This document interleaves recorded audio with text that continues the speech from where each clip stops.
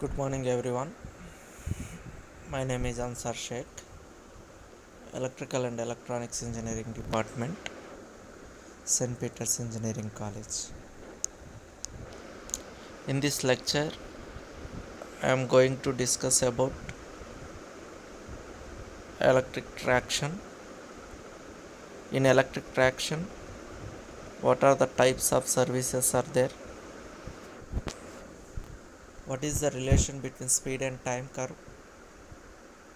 What is a maximum speed? What is an average speed? What is a schedule speed? Here, these these things I am going to discuss. Types of services is nothing but what are the different types of services we are having. Speed time curve. What is the relationship between speed and time? How the speed and time characteristics will be going to be and varies. Next we are having what is a maximum speed, what is an average speed, what is meant by a schedule speed.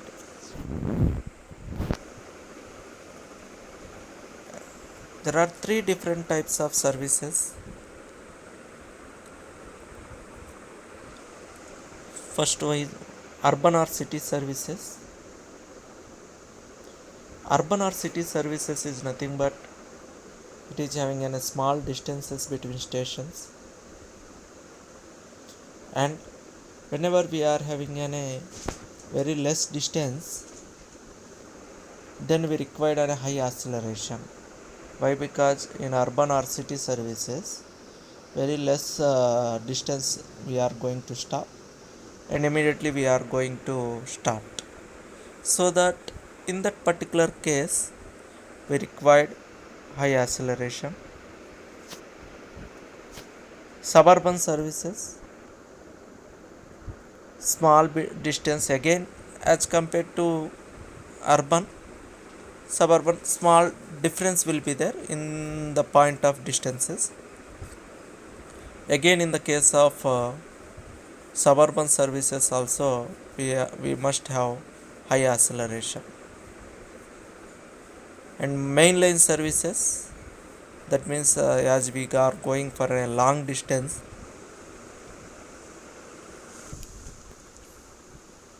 between two stations, then we required a moderate acceleration. Why? Because whenever we are going for a long distance, that means stopping and stop running time will be the more as compared to start and run comparison. In the case of urban and suburban service, free running period will be less. In the case of long mainline services, the mainline service itself, it is in a long distance between the two stations, so that it is having um, free running period will be the more. If free running period will be the more, means we can less concentration on acceleration and braking. The curve shows that this is a speed time curve. How the speed time curve will be going to be varies. From the time period O to T1, we call it as we call it as an acceleration period. That means with the time of T1, we are going to use giving an acceleration to run the train. That we call it as an acceleration time period. In the time period in between the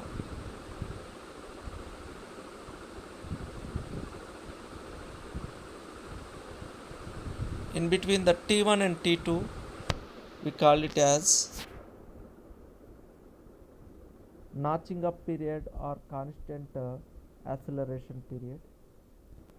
In between the T2 and T3, we call it as an free running period. T3 to T4, we call it as an coasting.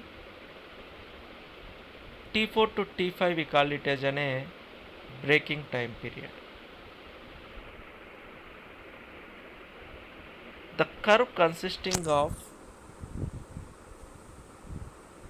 following periods.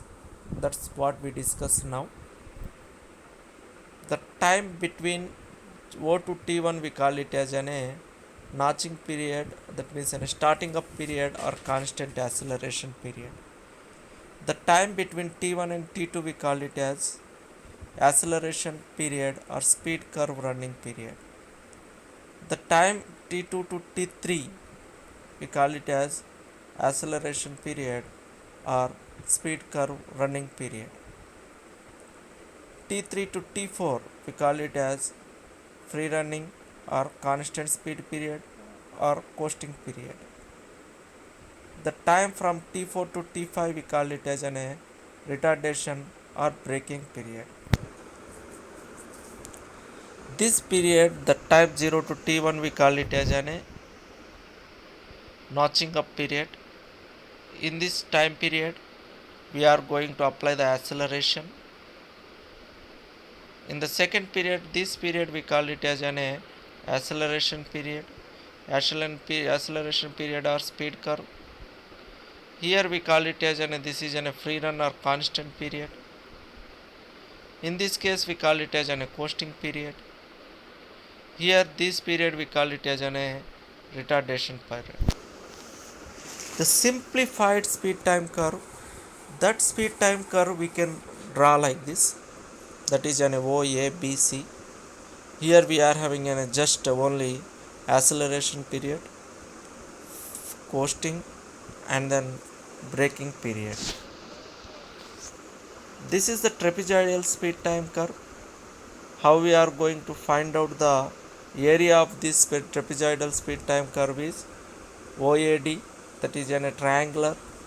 The triangle curve, the area of the triangle is half into height into breadth. That means half into height of this thing is we are going to consider Vm, that is a maximum velocity, and breadth is T1 we are going to consider. And next speed time curve we are having a quadrilateral speed time curve. That means at particular point it will be reaches to a high speed, then again it will be going to when it comes into low speed. Electrical traction system, it is consisting of a crest or maximum speed. How we are going to define a crest or maximum speed is nothing but the speed, the train at which reaches its maximum speed, we call it as a crest or maximum speed. The average speed is nothing but the ratio of distance between two stops and actual time of run.